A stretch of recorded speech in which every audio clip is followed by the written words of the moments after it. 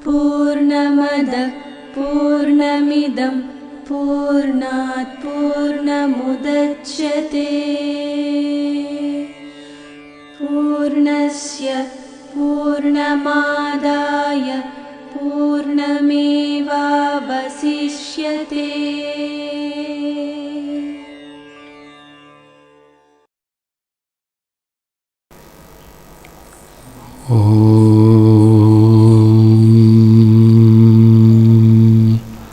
व्यासाय विष्णुरूपाय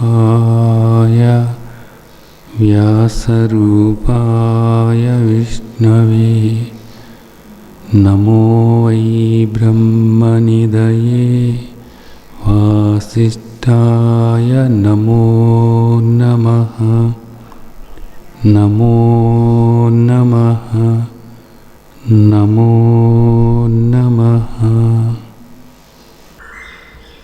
ఈరోజు ఒక ముఖ్యమైనటువంటి విషయాన్ని మనం మాట్లాడుకుందాం.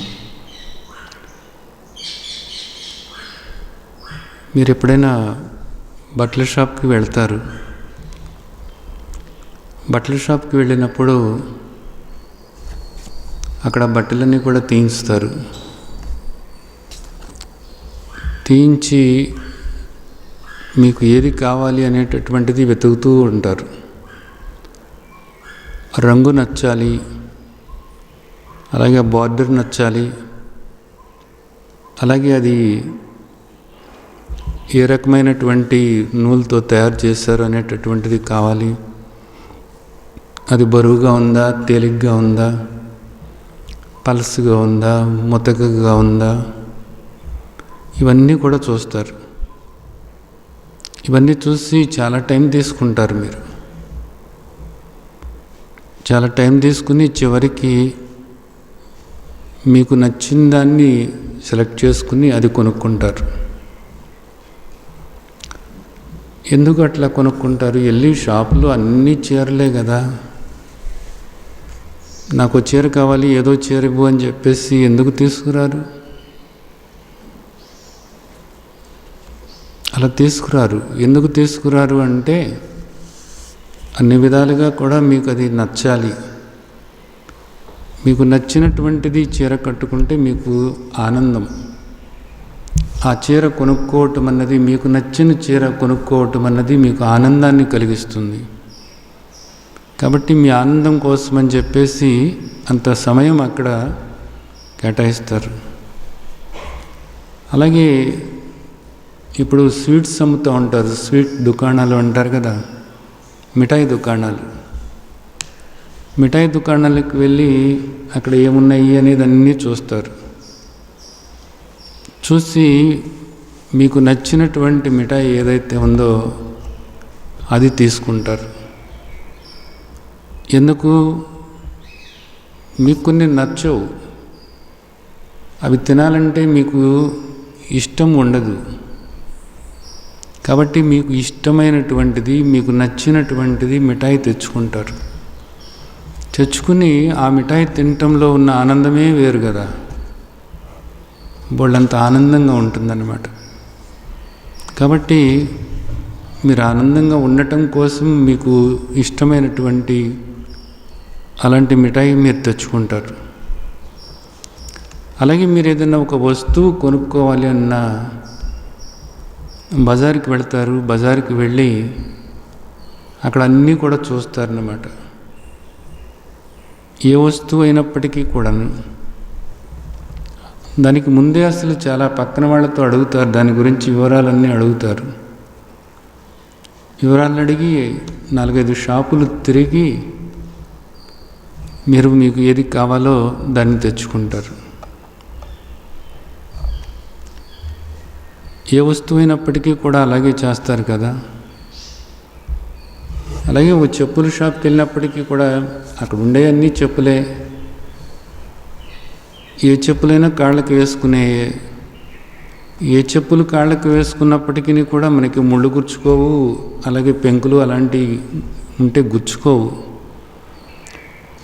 నా సైజుకు తగ్గ ఓ చెప్పులు ఇచ్చేయ్యా అని ఎప్పుడు అనరు. ఎందుకు అనరు? అవి మీకు నచ్చాలి. ఆ నచ్చిన చెప్పులు మీరు కొనుక్కుంటే ఆ చెప్పులు వేసుకుని నడుస్తుంటే మీకు ఆనందంగా ఉంటుంది అన్నమాట. ఆ చెప్పుల్ని చూసుకుంటే మీకు ఆనందంగా ఉంటుంది. అలాగే కూరలు, వంకాయలు తెచ్చుకున్నారు. వంకాయలు తెచ్చుకున్న తర్వాత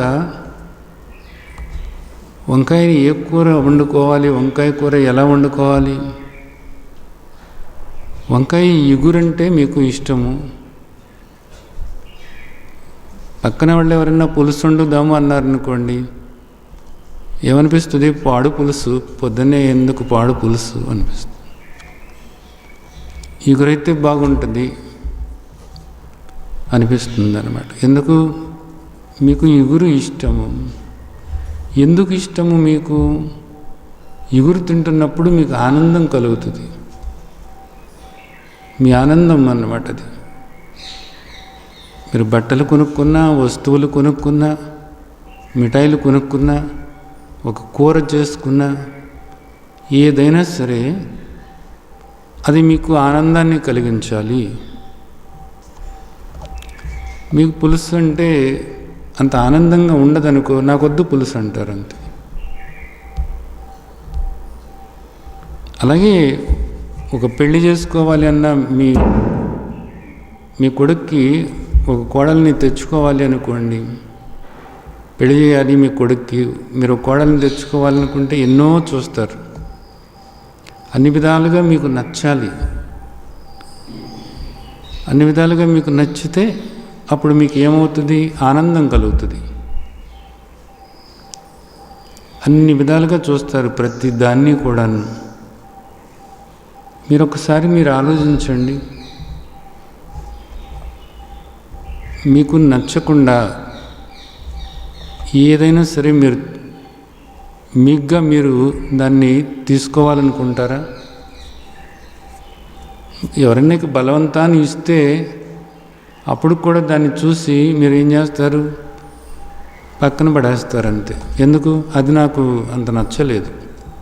సరే నచ్చలేదు, సరే నువ్వు కట్టుకోవచ్చు కదా, ఆ షర్టు నువ్వు వేసుకోవచ్చు కదా, ఆ పంచె నువ్వు కట్టుకోవచ్చు కదా. నాకు అదంత ఆనందంగా అనిపించదు. నాకు ఆనందంగా ఉండే పనే నేను చేస్తాను. ఏదైనా సరే కానీ ఇక్కడ ఆనందంగా ఉండే పని చేయాలనుకుంటారా,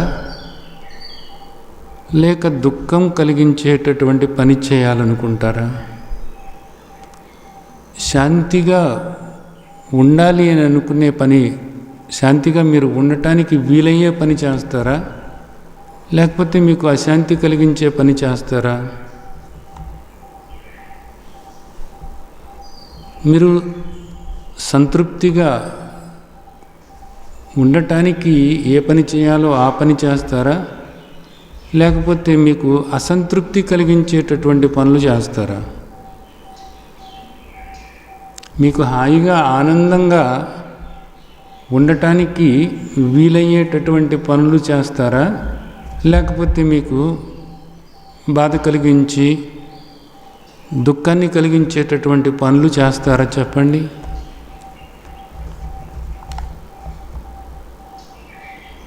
ఏం చేస్తారు? మీకు ఆనందాన్ని కలిగించేటటువంటి పనులే మీరు చేస్తారు. మీకు సంతోషాన్ని ఇచ్చే పనులే మీరు చేస్తారు. అలాంటి వస్తువులనే మీరు కొనుక్కుంటారు. ఎతికి మరీ కూడా మీరు ఒక వస్తువు కొనుక్కున్న, ఒక పని చేసిన, ఒక కూర వండుకున్న, ఒక వ్యక్తితో మీరు మాట్లాడుతున్నా, ఒక ప్రదేశానికి మీరు వెళుతున్నా, ఏదైనప్పటికీ కూడా అది మీకు శాంతి, సంతోషము, సంతృప్తి, ఆనందము కలిగించాలి. అలా కలిగించే వాటిని మీరు సెలెక్ట్ చేసుకుంటారు.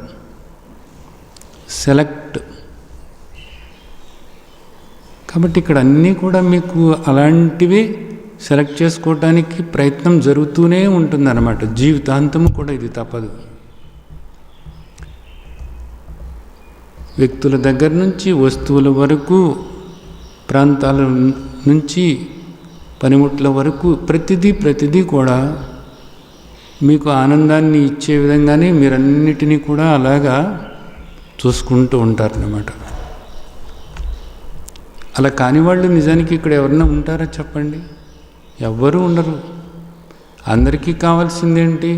ఆనందం కావాలి, శాంతి కావాలి, సంతోషం కావాలి, సంతృప్తి కావాలి, హాయిగా ఉండాలి, సుఖంగా ఉండాలి. అలా ఉండటానికి ఏది బాగుంటుంది, నాకు ఏది ఆనందాన్ని ఇస్తుంది, ఏది సంతృప్తినిస్తుంది, ఏది హాయిగా ఉండటానికి వీలవుతుంది అని ఎన్నో విధాలుగా పరిపరి విధాలుగా ఆలోచించి ఎంతో ప్రయత్నం చేసి అలాంటివి తెచ్చుకుంటారు. చాలా బాగుంది, మంచిదే, చాలా సంతోషం. ఈ విషయంలో ఈ విధంగా మీకు ఆనందం కావాలి, శాంతి కావాలి, సంతోషం కావాలి అని ఇంతగా వెతికి ఎంతో ప్రయత్నం చేసి అలాంటివి మీరు పొందాలి అని అనుకుని అలా పొందుతూ ఉన్నందుకు చాలా సంతోషం. ఇక్కడ ఇవన్నీ బాగానే ఉన్నాయి. ఒక విషయం మాత్రం మీరు మర్చిపోతున్నారు. చాలా ముఖ్యమైనటువంటి విషయం మర్చిపోతున్నారు. ఏంటి ఆ ముఖ్యమైనటువంటి విషయము అంటే, బయట నుంచి మనకు ఈ విషయాలు ఏవైతే ఉన్నాయో శబ్ద, స్పర్శ, రూప, రసగంధాలు అంటారు. శబ్ద, స్పర్శ, రూప, రసగంధాలు అంటే ఒక పాట ఏదన్నా వినాలన్నా మీకు అది ఆనందాన్ని ఇవ్వాలి, అలాంటి పాటలే వింటారు, శబ్దాలు. అలాగే ఏదైనా ఒక వస్తువు మీకు స్పర్శకు హాయిగా ఉండాలి, కూర్చునేది కానీ లేదా ధరించే చీర కానీ అది హాయిగా ఉండాలి. కాబట్టి అలాంటివి మీకు హాయి కలిగించేవి, ఆనందాన్ని కలిగించేయే, మీకు అలాంటి సుఖస్పర్శ ఇచ్చేటటువంటి వాటిని మీరు కోరుకుంటారు. అలాగే మీ కళ్ళకు నచ్చాలి, మీ కళ్ళకు నచ్చి అది మీకు ఆనందాన్ని కలిగించాలి, అలాంటి రూపాలనే మీరు కోరుకుంటారు. అలాగే రసము, మీ రుచికి అది నచ్చాలి, అది మీకు రుచిగా ఉండి మీకు ఆనందాన్ని కలిగించాలి. అలాగే మీకు వాసన, ఆ వాసన మీకు నచ్చాలి. ముందు కూరలు కూడా చూడండి, వాసన చూస్తారు ముందు, అది నచ్చితే తింటారు, లేకపోతే లేదు. ఎందుకని? ఆ వాసన నచ్చితే మీకు ఆనందం అన్నమాట. ఆ వాసన పీల్చటం అన్నది మీకు ఆనందం. కాబట్టి ఇక్కడ మనకు కనిపించేటటువంటి ఈ శబ్ద, స్పర్శ, రూప, రసగంధాలు ఏవైతే ఉన్నాయో వీటన్నిటి నుంచి కూడా మీరు ఆనందం పొందాలి, శాంతి పొందాలి, సంతోషం పొందాలి, సంతృప్తి పొందాలి, హాయిగా ఉండాలి అనేటటువంటి భావనతో వీటి కోసమని ఎంతో సమయం వెచ్చించి వీటన్నిటినీ కూడా అలా చేసుకుంటూ వస్తున్నారు కదా. బాగుంది. ఒక ముఖ్యమైనటువంటి విషయం, ఆలోచనలు.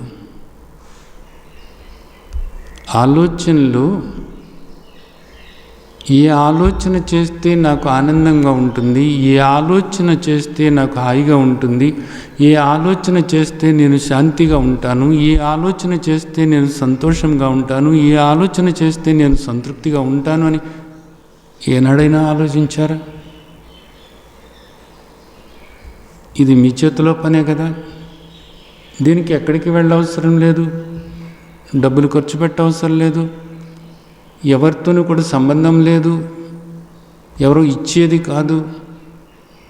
మీ పాటికి మీరు కూర్చుని మీ ఆలోచనలు ఏవైతే ఉన్నాయో ఆ ఆలోచనలు మీకు సంతోషాన్ని, సంతృప్తిని, ఆనందాన్ని, శాంతిని, హాయిని కలిగించేటటువంటి ఆలోచనలు ఎందుకు చేయరు?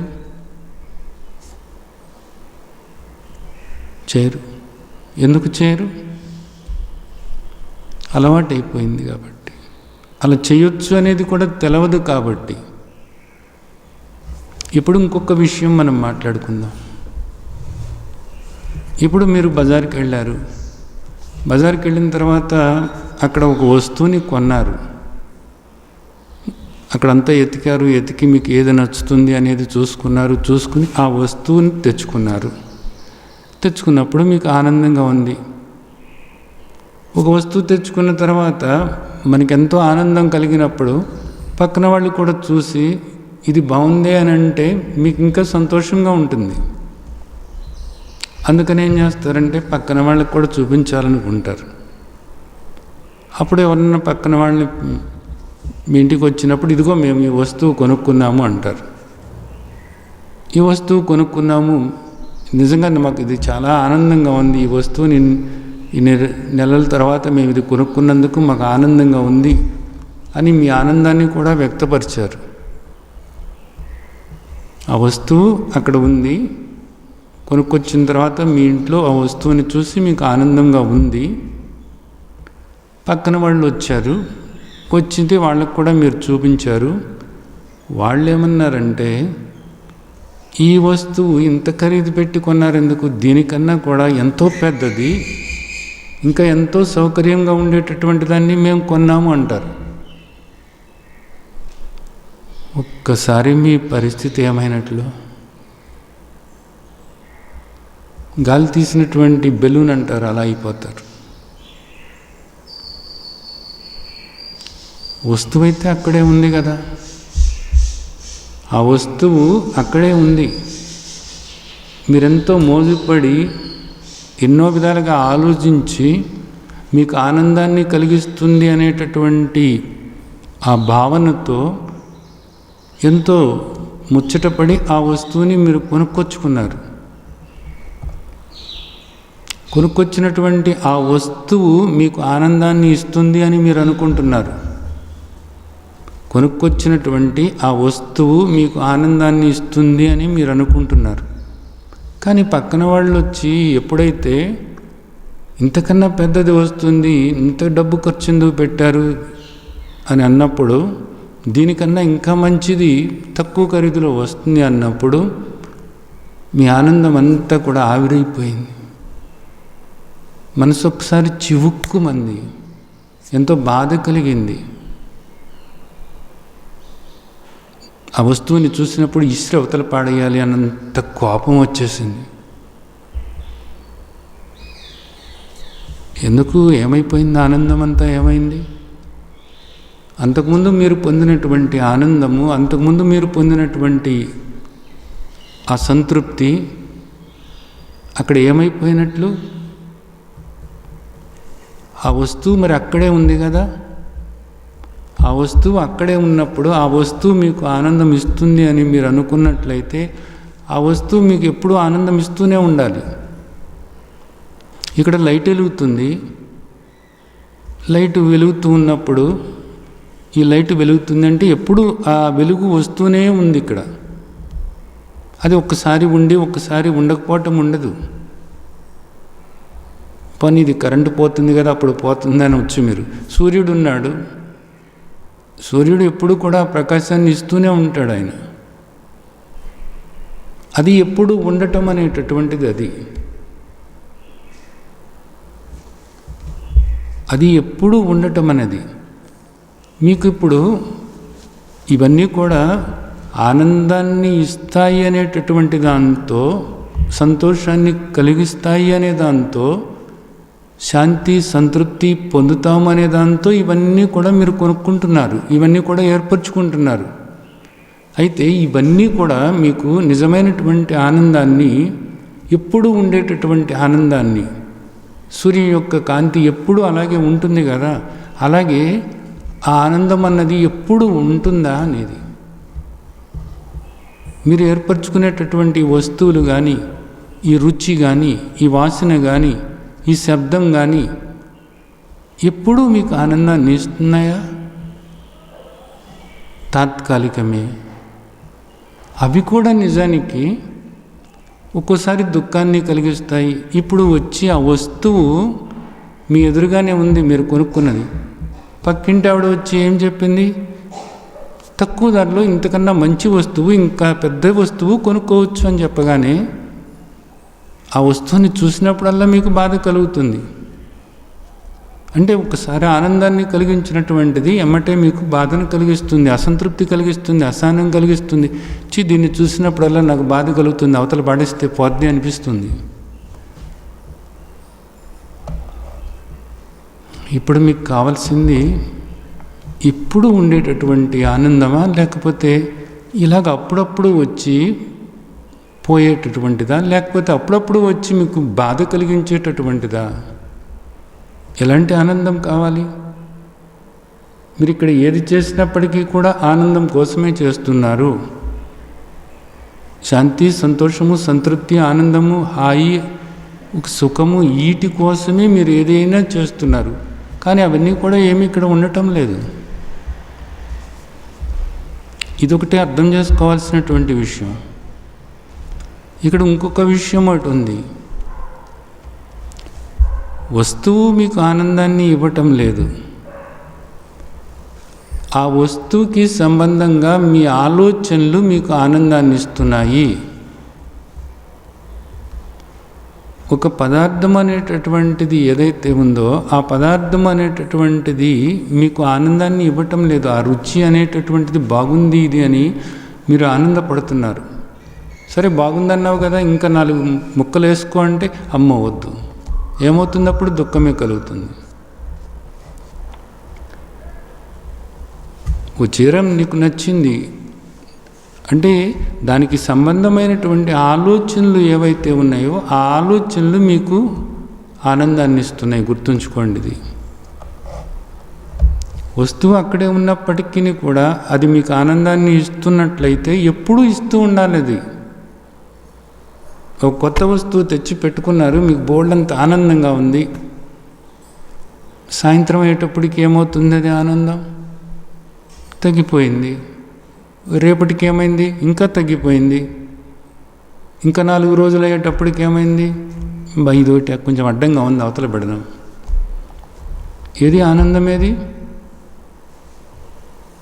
ఆ వస్తువు నిజానికి మీకు ఆనందాన్ని ఇస్తున్నట్లయితే ఆ వస్తువు మీ ఇంట్లో ఉన్నంత వరకు కూడా ఆనందాన్ని ఇస్తూనే ఉండాలి. అంతే. అది అంటే దీన్ని బట్టి అర్థమవుతుంది ఏంటి? ఆ వస్తువు మీకు ఆనందాన్ని ఇవ్వటం లేదు. ఆ వస్తువుని గురించి మీ ఆలోచనలు ఏవైతే ఉన్నాయో ఆ ఆలోచనలు మీకు ఆనందాన్ని ఇస్తున్నాయి. ఆ వస్తువు మీకు సంతృప్తిని ఇవ్వటం లేదు.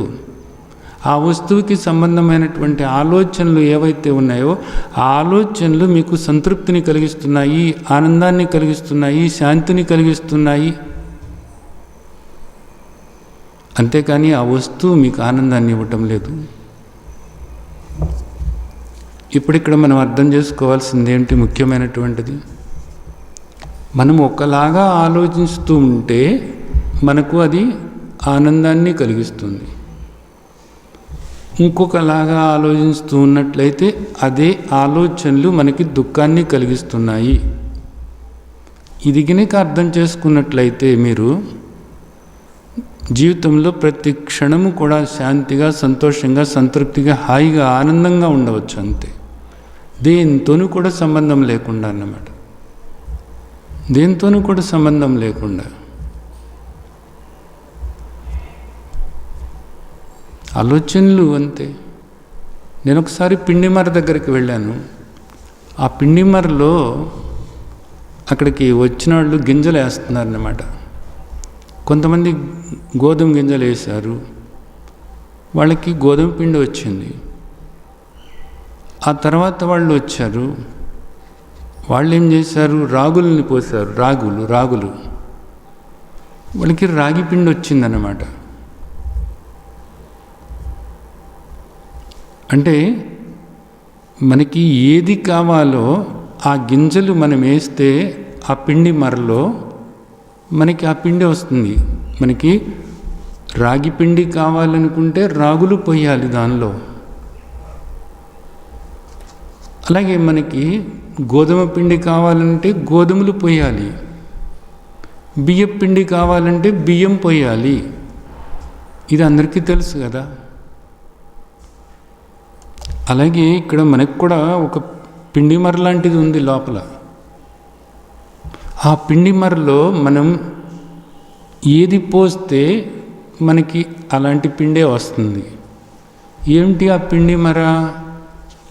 లోపల ఉన్నటువంటి మన మనసే పిండి మర లాంటిది.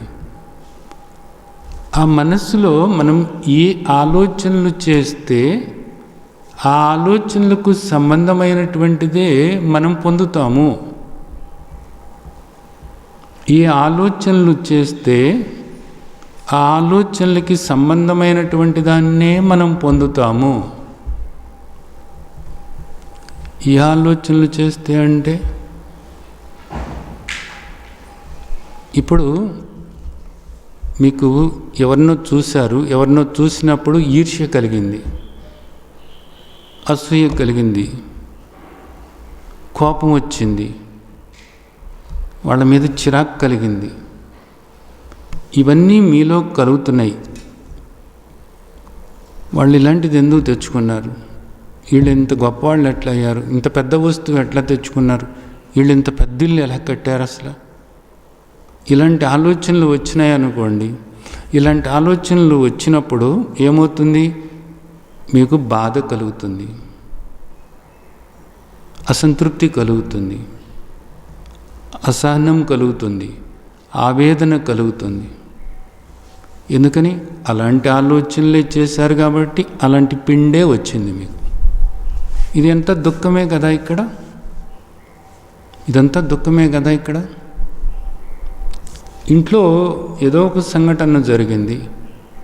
ఆ సంఘటన గురించి మీరు ఆ సంఘటనకి పలానా వాళ్ళు కారణం అని వాళ్ళ గురించి మీరు ఆలోచించుకుంటూ వాళ్ళు ఎందుకు అట్లా చేశారని వాళ్ళ గురించి మీరు ద్వేషం భావనతో, వాళ్ళ పట్ల కోపంతో మీరు ఆలోచనలు చేస్తున్నారనుకోండి.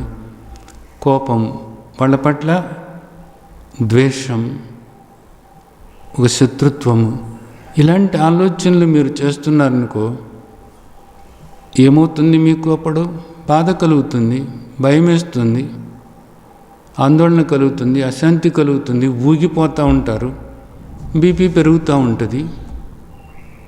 ఇవన్నీ కూడా మీకు అనుభవమే కదా ఇక్కడ. అలా కాకుండా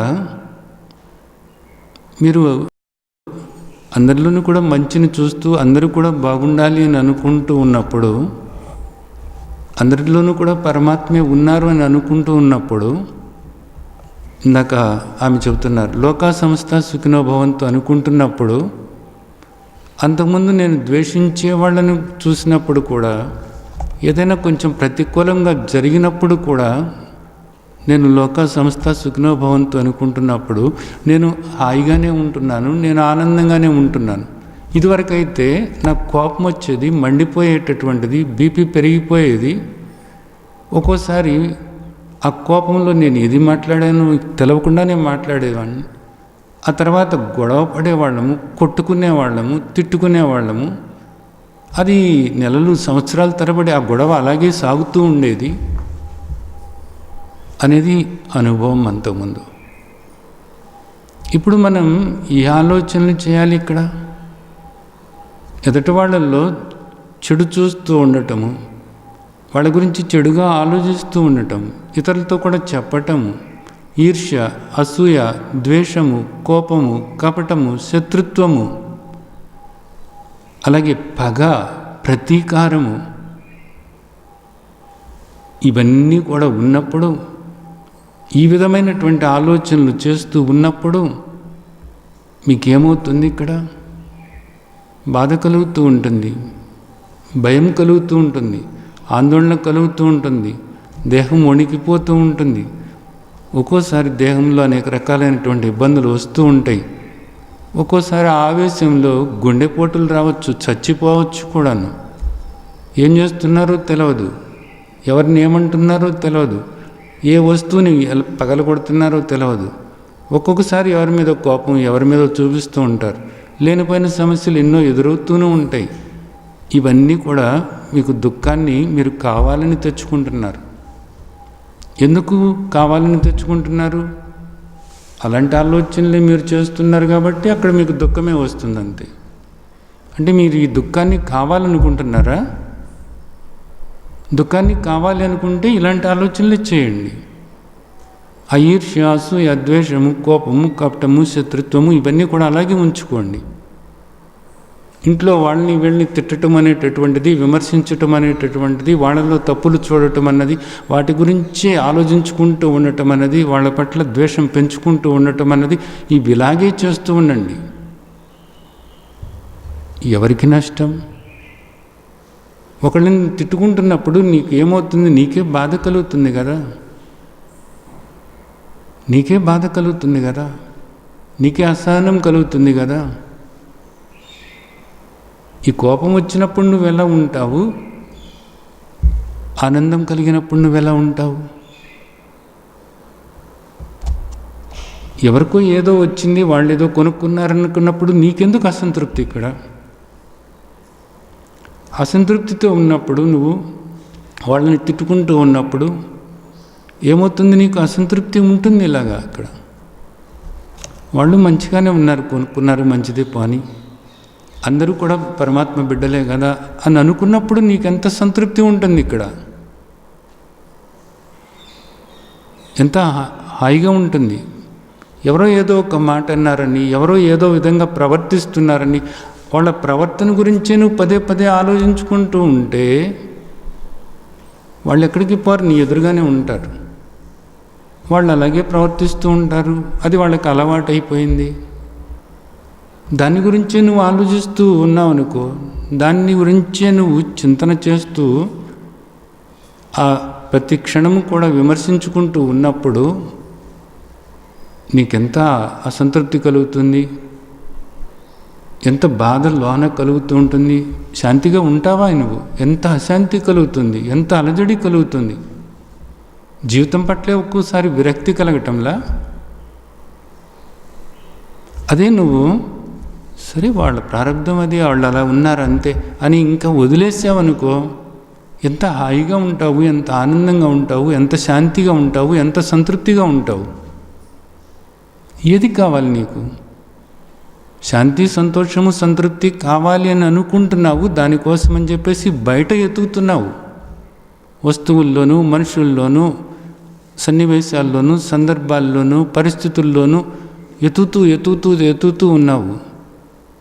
కానీ అదంతా కూడా తాత్కాలికమైనటువంటిది అనేది నువ్వు తెలుసుకోలేకపోతున్నావు. అది నీకు అనేక సార్లు దుఃఖాన్ని కలిగిస్తుంది అనేది అనుభవం అయినప్పటికీ కూడా దాన్నే పట్టుకుని వేలాడుతున్నావు. నీకు నిజమైనటువంటి శాంతి కావాలి అనుకున్నప్పుడు ఇక్కడ ఎతకటం కాదది, ఇక్కడ ఎత్తుక్కోవాలి, ఇక్కడ మార్చుకోవాలి. బయటవి మార్చితే నాకు ఆనందం అనుకుంటున్నావు.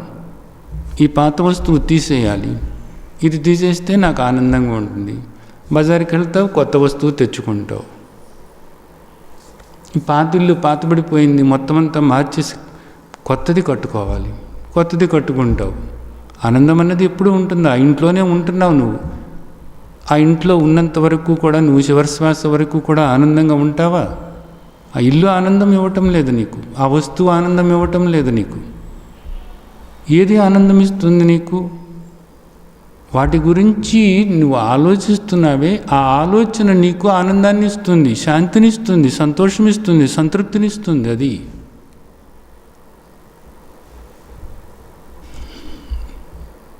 ఇది చిన్న విషయం, కానీ ఇది మీ జీవితాలకి సంబంధమైనటువంటి చాలా చాలా ముఖ్యమైనటువంటి విషయం కాదా? మనకి శ్రీమద్ భగవద్గీత చూసినట్లయితే తండ్రి కూడా ఏం చెప్తున్నారు అంటే, మీరు ఏ ఆలోచనలు చేస్తూ ఉంటారో అలాగే ఉంటుంది మీ జీవితము అంటున్నారు. ఏ ఆలోచనలు చేస్తున్నారు? సానుకూలమైనటువంటి ఆలోచనలు చేస్తున్నారా లేదా ప్రతికూలమైనటువంటి ఆలోచనలు చేస్తున్నారా అన్నది తండ్రి చెప్తున్నారు. శ్రీమద్ భగవద్గీత 8వ అధ్యాయంలో ఎం వాపి స్మరణ్ భావం తం తమేవైతి కౌంతేయ, ఎవరు ఏ ఆలోచనలు చేస్తూ ఉంటారో, ఏ భావంతో ఉంటారో వాళ్ళు అలాగే ఉంటారు అని. ఎప్పుడు కూడా తిట్టుకుంటూ, విమర్శించుకుంటూ, ద్వేషించుకుంటూ, ఎదుటి వాళ్ళలో ఏదో ఒకటి తప్పులు చూస్తూ, విమర్శించుకుంటూ, కోపగించుకుంటూ, అసహించుకుంటూ ఉన్నప్పుడు జీవితం అంతా అలాగే ఉంటుంది అంతే, చివరి శ్వాస వరకు అంతే. అది ఆలోచనలో మార్పు రానప్పుడు ఇంకా జీవితంలో ఎలా మార్పు వస్తుంది? పైపొచ్చి ఏమంటారు? నాకు ఇక్కడ సుఖం లేదు, శాంతి లేదు, సంతోషం లేదు, సంతృప్తి లేదు. ఎందుకు లేదు? ఇవన్నీ ఎందుకు లేవు? ఇదిగో వీళ్ళందరి వల్లను.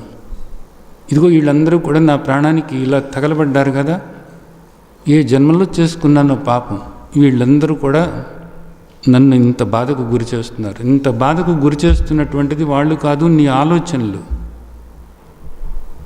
వాళ్ళ గురించి నువ్వు ఆలోచించేటటువంటి తీరు ఏదైతే ఉందో అది నీకు బాధ కలిగిస్తుంది. అది మరి ఇదంతా ఏంటి? ఇది ప్రారబ్ధము. ఇది ప్రారబ్ధం. రుణానుబంధ రూపేణ.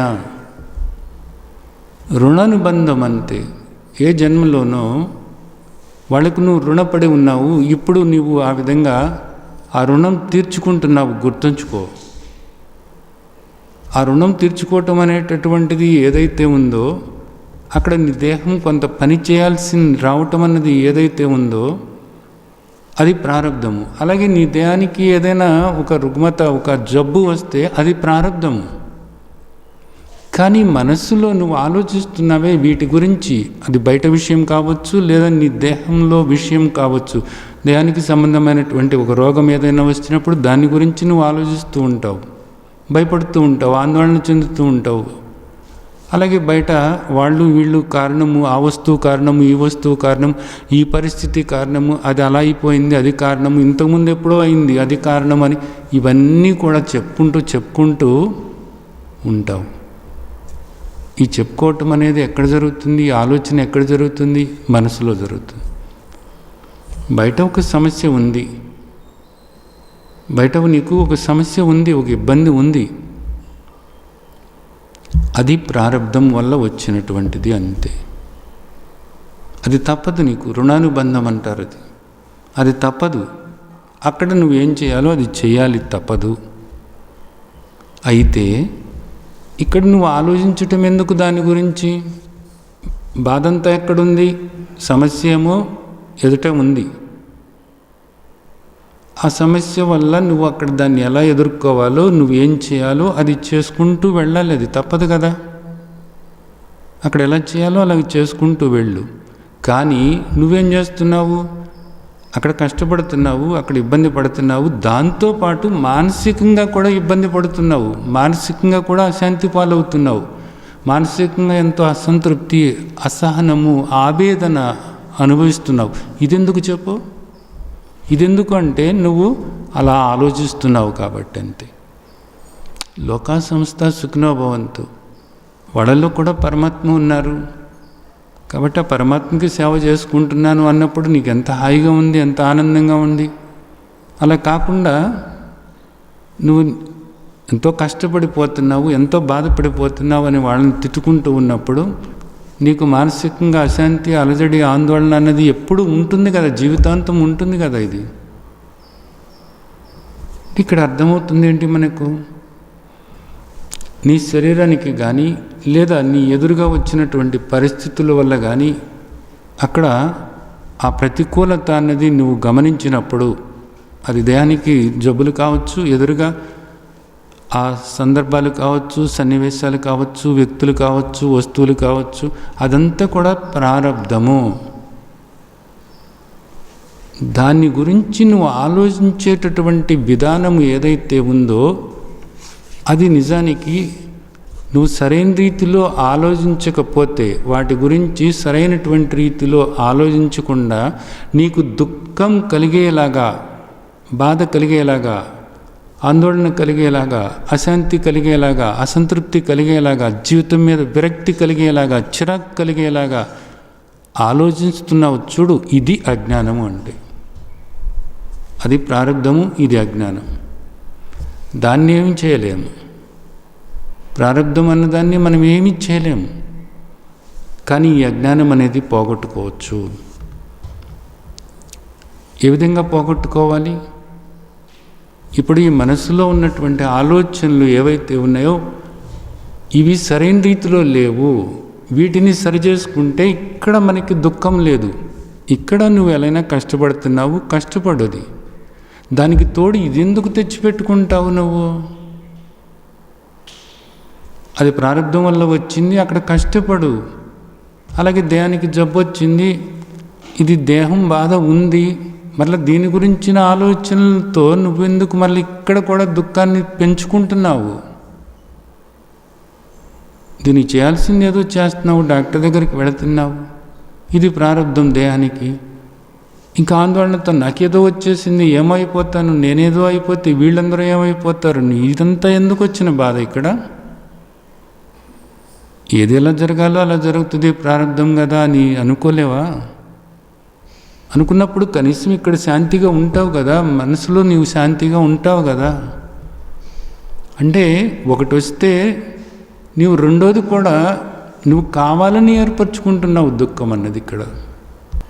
ఇది మనకు తండ్రి చెప్తున్నారు ఇక్కడ భగవద్గీతలో. యద్భావం తద్భవతి అంటారు, మీరు విని ఉంటారు.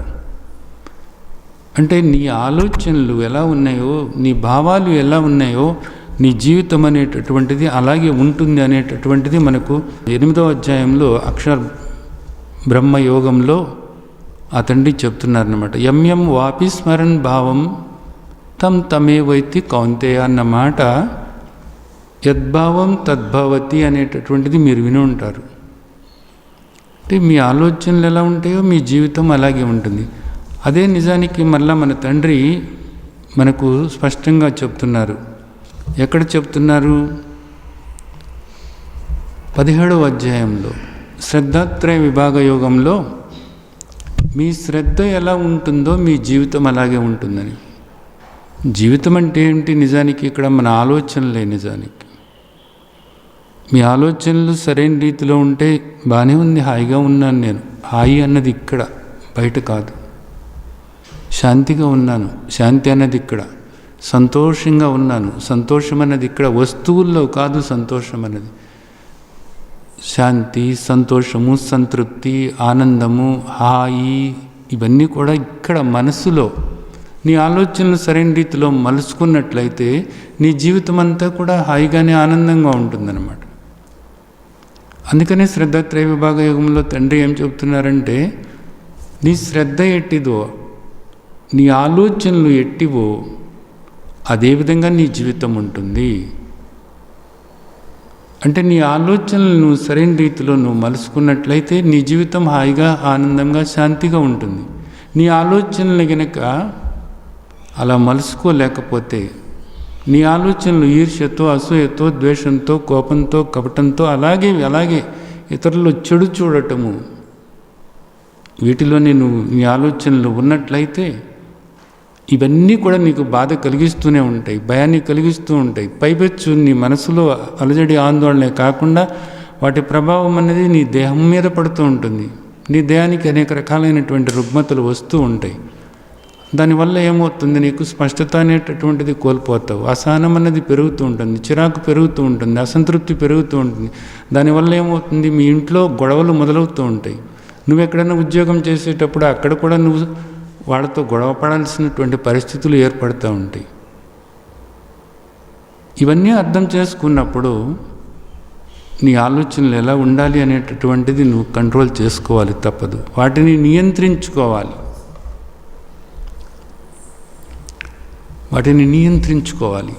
ఏ విధంగాను? మన ఆలోచనలు ఎప్పుడు కూడా ఏ విధంగా ఉండాలి?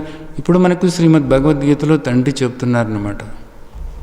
ఏమని చెప్తున్నారు? ధ్యాయతో విషయాన్ పుంస సంగస్తే శోపజాయితే అంటున్నారు. నువ్వు ఆ విషయాలతో నువ్వు సంగమం చెందుతున్నావు. అదే ఆలోచిస్తూ ఉండటం వల్ల నీకు ఒక అలవాటు అయిపోయింది. అలవాటైపోయి జీవితం అంతా కూడా దుఃఖమయం అన్నట్లుగా నీకు అనిపిస్తూ ఉందన్నమాట.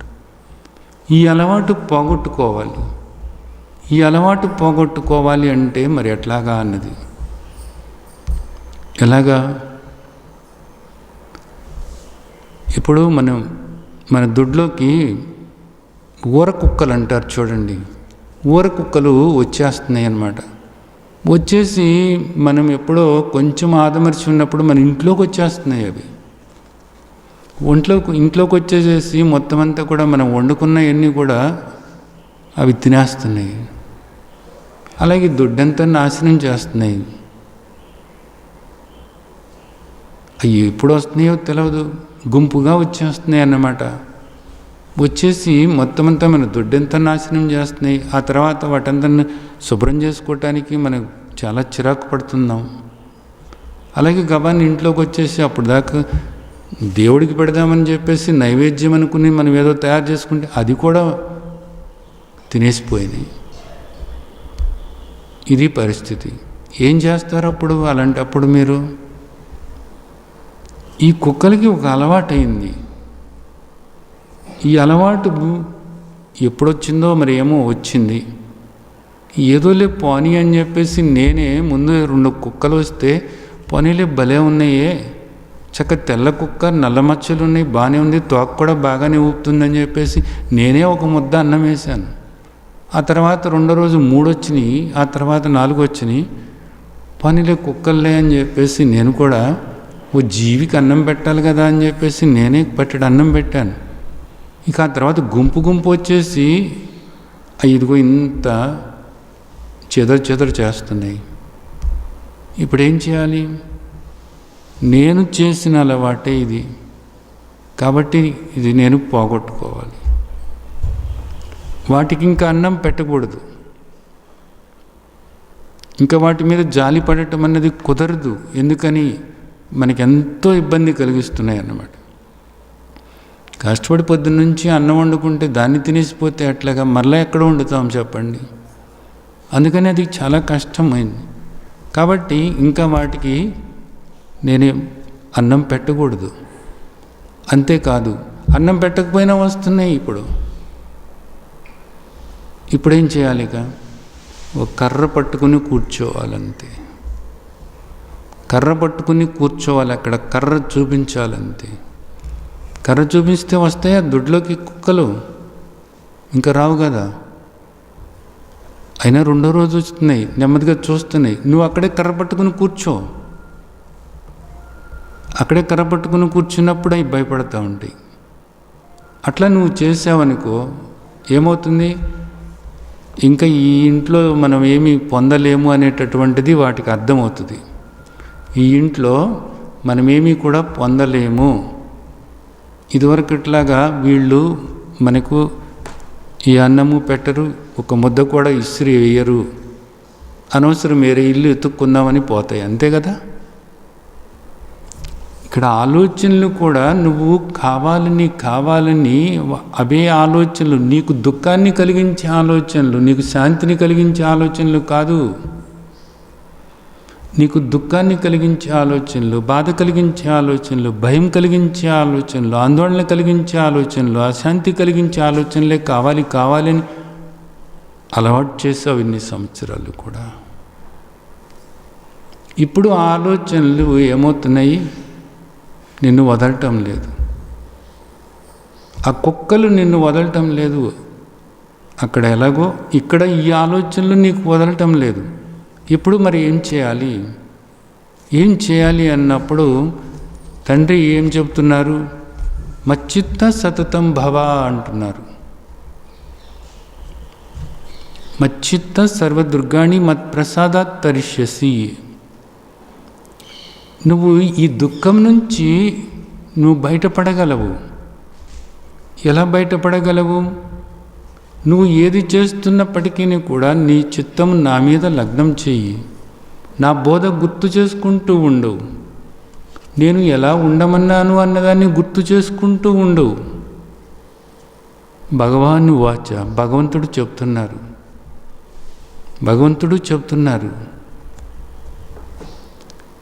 తండ్రి ఏదైతే చెప్పారో ఆ తండ్రి బోధను ఆశ్రయించమంటున్నారు.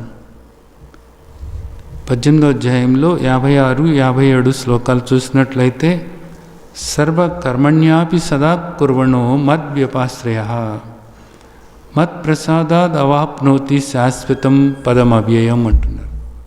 ఆ పరమశాంతిని నువ్వు పొందుతావు. ఎప్పుడు కూడా నువ్వు శాంతిగా ఉండటానికి వీలవుతుంది. మద్వ్యపాశ్రయ అంటే ఆయన బోధను ఆశ్రయించు. ఆ తండ్రి బోధను గుర్తు చేసుకుంటూ ఉండు. తండ్రి బోధను గుర్తు చేసుకుంటూ ఉన్నప్పుడు ఏమవుతుంది? తండ్రి ఏం చెప్పారు, ఏం గుర్తు చేసుకోవాలి?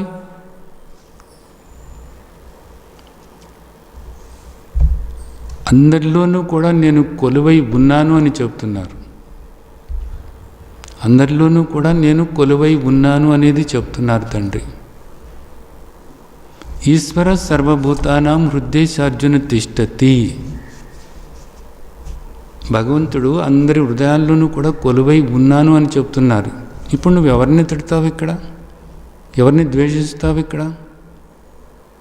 పైపెచ్చు ఆయన ఏమంటున్నారు? వాళ్ళని నువ్వు ద్వేషించినప్పుడు, నువ్వు అహంకారంతో, బలంతో, దర్పంతో నువ్వు అలా ప్రవర్తిస్తున్నప్పుడు అది నాకు బాధ కలుగుతుంది అనేటటువంటిది కూడా చెప్పారు కదా. సర్వస్య శాహం హృది సన్నివిష్టో. అందరి హృదయాల్లోనూ కూడా నేను కొలువై ఉన్నాను అంటున్నారు. అహమాత్మా గుడాకేశ సర్వభూతాశే స్థిత. అందరిలోనూ కూడా నేను ఆత్మగా ఉన్నాను అంటున్నారు. ఇది గుర్తుంచుకో. అలాగే ఇక్కడ ఇవన్నీ కూడా మారేటటువంటివి అనేది చెప్తున్నారు ఆయన. మాత్రా స్పర్శాస్తు కౌంతేయ శీతోష్ణ సుఖదుఃఖద ఆగమ అపాయినో అనిత్య తాం స్థితిక్షస్వ భారత. ఇవన్నీ కూడా మారుతూ ఉంటాయి, వస్తూ ఉంటాయి, పోతూ ఉంటాయి.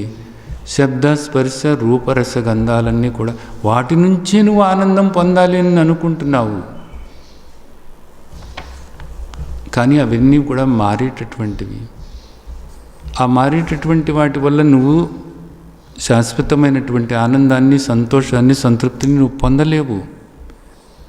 నీ ఆలోచనలను మార్పు చేసుకున్నప్పుడే యథార్థమైనటువంటి శాశ్వతమైనటువంటి ఆనందం అంటే ఏమిటనేది నీకు తెలుస్తుంది. ఆనందం కోసం నువ్వు వెతుకులాడాలి అంటే బయట కాదు, ఆనందం కోసం లోపల వెతుక్కో. శాంతి నీకు బయట వస్తువుల వల్లనో వ్యక్తుల వల్లనో శాంతి రాదు. శాంతి లోపల ఉంది. ఆ లోపల ఉన్న శాంతి నువ్వు పొందాలి అనుకున్నప్పుడు అది ఎప్పుడూ ఉంటుంది. అది నీ చేతిలో పని. దేనితోనూ కూడా సంబంధం లేదు, ఎవరితోనూ కూడా సంబంధం లేదు.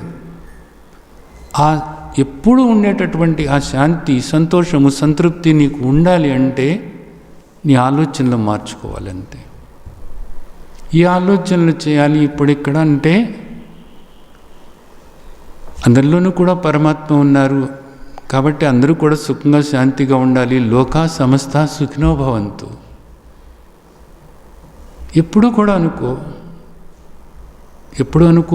ఎప్పుడు అనుకున్నప్పుడు నువ్వు ఎప్పుడూ శాంతిగానే ఉంటావు. అలాగే ఓం శ్రీ పరమాత్మనే నమః. అందరిలోనూ కూడా పరమాత్మ ఉన్నారు కాబట్టి ఆ పరమాత్మను గుర్తు చేసుకుని ఓం శ్రీ పరమాత్మనే నమః అనుకో. నువ్వు ఒక దేవాలయం ముందు నుంచి వెళుతున్నప్పుడు ఆ లోపల దేవుణ్ణి చూడటానికి నీకు సమయం లేకపోయినా రోడ్డు మీద ఆగి చెప్పులు ఇడిచేసి చెంపలేసుకొని తండ్రి అని నమస్కారం పెట్టుకుంటావు కదా. రామాలయం ముందుగా వెళుతున్నప్పుడు నీకు రాముణ్ణి లోనికెళ్ళి దర్శించుకోవటానికి సమయం లేదు, కానీ గుడి ముందు ఉన్నావు, తాళాలను కూడా వేసే ఉంది, తలుపులు వేసే ఉన్నాయి. అయినా సరే ఆ గుడిలో దేవుడు ఉన్నాడు అనే దాంతో రామచంద్ర ప్రభు నమస్కారం అని పెట్టుకుంటావా లేదా? అలాగే ఇక్కడ నువ్వు ఎవరిని చూసినప్పటికీ కూడా, ఏ జీవిని చూసినప్పటికీ కూడా భగవంతుణ్ణి స్మరించుకో. ఓం శ్రీ పరమాత్మనే నమః, ఓం శ్రీ పరమాత్మనే నమః అనేది నువ్వు అలా తెలుసుకున్నప్పుడు ఈ ప్రతికూలమైనటువంటి ఆలోచనల నుంచి నువ్వు బయటపడతావు. అలా తలుసుకున్నప్పుడు నీకు శాంతిగా ఉంటుంది. లోకా సమస్త సుఖినో భవంతు అనుకున్నప్పుడు నీకు శాంతిగా ఉంటుంది. ఎవరి పట్ల కూడా ద్వేషం లేకుండా అందరి పట్ల కూడా అందరూ కూడా తండ్రి బిడ్డలే, అందరిలోనూ కూడా తండ్రి కొలువై ఉన్నారు అనేటటువంటిది నువ్వు ఏర్పరచుకున్నప్పుడు, మైత్రీ భావన అనేది పెరిగినప్పుడు నువ్వు శాంతిగా సంతోషంగా ఉంటావు. ద్వేషభావాలు పోతాయి, అశాంతి పోతుంది, అలజడి పోతుంది, భయం పోతుంది. అలాగే ఒక కృతజ్ఞతా భావనతో నువ్వు ఉన్నట్లయితే నీకెప్పుడూ శాంతిగా ఉంటుంది. భగవంతుడు నిజానికి ఇంతటి జీవితాన్ని ప్రసాదించారు అని నువ్వు ప్రతి క్షణము కూడా తండ్రిని తలుసుకుంటూ కృతజ్ఞతలు తండ్రి, కృతజ్ఞతలు తండ్రి అని అనుకుంటున్నప్పుడు నువ్వెప్పుడూ శాంతిగా ఉంటావు. ఈ కొద్ది పనులు నువ్వు చేయలేవా? అలాగే అందరిలోనూ కూడా పరమాత్మ ఉన్నారు కాబట్టి నీకు వీలైనంత సహాయం ఎవరికన్నా ఏదైనా చేసినప్పుడు కరుణ, ప్రేమ, కరుణ, కృతజ్ఞత, లోక సమస్త సుఖినో భవంతు, అందరూ సుఖంగా శాంతిగా ఉండాలనేటటువంటి ఆలోచన, అందరిలోనూ కూడా పరమాత్మ ఉన్నారు అనేటటువంటి ఆలోచన, ఈ ఆలోచనలు చేస్తున్నప్పుడు నువ్వెప్పుడు కూడా శాంతిగా, సంతోషంగా, సంతృప్తిగా ఉంటావు జీవితాంతము కూడా. అలాగే తండ్రి ఏదైతే చెప్పారో భగవద్గీతలో దాన్ని గుర్తు చేసుకుంటూ, బోధను గుర్తు చేసుకుంటూ నీవు ఆచరణలో పెడుతున్నప్పుడు ఇంకా నీకు మరో జన్మంటూ కూడా ఉండదు. నువ్వెప్పుడు కూడా సుఖస్వరూపము, ఆనంద స్వరూపమని ఆ విధమైనటువంటి నిన్ను నీవు తెలుసుకోవటానికి వీలవుతుంది. ఆ విధంగా నిన్ను నువ్వు తెలుసుకోవటానికి నీకు వీలవుతుంది. కాబట్టి ఇక్కడ అర్థం చేసుకోండి. ఏది అర్థం చేసుకోవాలి? మార్పు బయట రావాలని కాదు మనం కోరాల్సినటువంటిది, మార్పు లోపల చేసుకోవాలి అనేది. మన దుఃఖానికి కారణం ఏమిటంటే మనసే. శ్రీమద్ భగవద్గీతలో తండ్రి చెప్తున్నారు, నీ మనసును నువ్వు సరైన రీతిలో నీవు ఉపయోగించుకుంటే నీ మనసే నీకు స్నేహితుడు. నీ మనస్సుని సరైన రీతిలో నువ్వు ఉపయోగించుకోకపోతే నీ మనసే నీకు శత్రువు, నీ మనసే నీకు దుఃఖాన్ని తీసుకొచ్చేది అని చెప్తున్నారు శ్రీమద్ భగవద్గీతలో తండ్రి. అలాగే మన ఏవ కారణం మనుష్యానం బంధ మోక్షయో అంటున్నారు. బంధానికైనా మోక్షానికైనా కారణం ఏమిటంటే మనసే. మనసును సరైనటువంటి రీతిలో తండ్రి ఏం చెప్పారో ఆ విధంగా మనసును మనము ఉపయోగించుకున్నట్లయితే మీరు ఎప్పుడూ మోక్షం పొందటం కాదు, ఇప్పుడు మీరు ముక్తులే అనేది మీకు తెలుస్తుంది. అలా కాకుండా విచ్చలవిడిగా దాన్ని వదిలిపెట్టేసేసి దాని ఇష్టం వచ్చినట్లుగా అది పోతూ ఉన్నప్పుడు మీకు ఇంతకుముందు అనేటువంటి అలవాట్ల ప్రకారంగానే మనస్సు ఆలోచిస్తూ అలాగే ఉన్నప్పుడు దుఃఖం అన్నది తప్పదు. ఇక్కడ బంధం అన్నది తప్పదు, బాధ అన్నది తప్పదు. ఇది ఆలోచించాల్సినటువంటి ముఖ్యమైనటువంటి విషయం. చిన్న మార్పు, ఎక్కడికి వెళ్ళవసరం లేదు కదా, ఎవరిని అడగాల్సిన పని లేదు కదా. ఎట్లా చేసుకోవాలి ఈ మార్పు? కూర్చుని మనసు ఏం ఆలోచిస్తుంది అని చూస్తూ ఉండండి అంతే. ఓం శ్రీ పరమాత్మనే నమః, ఓం శ్రీ పరమాత్మనే నమః అని మంత్రం చేసుకుంటూ ఉండండి. అందరిలోనూ కూడా పరమాత్మ ఉన్నారు అనేది గుర్తుంచుకోండి. ఎప్పుడైనా కానీ పాత అలవాటు ప్రకారంగా ఎవరైనా పట్లనైనా ద్వేషం కానీ కోపం కానీ ఇలాంటివి వచ్చినప్పుడు తండ్రి క్షమించండి అని చెప్పేసి క్షమాపణ ప్రార్థన చేసుకోండి. క్షమాపణ ప్రార్థన చేసుకోండి, ఆయన క్షమించమని అడగండి. శాంతి స్వరూపుడైనటువంటి తండ్రి మీకు ఆ శాంతిని ప్రసాదిస్తారు, ఆనందాన్ని ప్రసాదిస్తారు. కానీ ఎప్పుడు కూడా ఆలోచనలో లోకా సమస్త సుఖినో భవంతు, శాంతిర్భవతు, అందరికీ సుఖంగా శాంతిగా ఉండాలి అనేటటువంటి ఆ భావన ఏర్పరచుకుంటూ అందరి పట్ల ప్రేమగా ఉంటూ కరుణతో ఉంటూ భగవంతుడు ఏదైతే చెప్పారో దాన్ని గుర్తు చేసుకుంటూ అది ఆచరణలో పెట్టుకుంటూ ఉన్నప్పుడు జీవితమంతా కూడా శాంతిమయంగానే ఉంటుంది, జీవితమంతా కూడా ఆనందమయంగానే ఉంటుంది. దీన్ని అర్థం చేసుకుని మీరందరూ కూడా ఇది ఆచరణలోకి తీసుకుని జీవితంలో ప్రతి క్షణము కూడా శాంతిగా, సంతోషంగా, సంతృప్తిగా ఉంటూ పరమాత్మ యొక్క అంశగా మీరు ముక్త స్వరూపులని మిమ్మల్ని మీరు తెలుసుకుని మీ జన్మ ధన్యం చేసుకోవాలని ఆశిస్తూ ఆ విధంగా ఆశీర్వదిస్తున్నాను. జై సచ్చిదానంద్.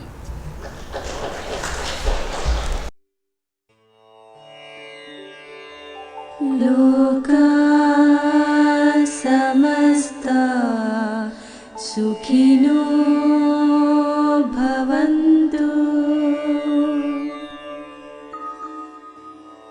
లోకా సమస్తా సుఖినో భవంతు. లోకా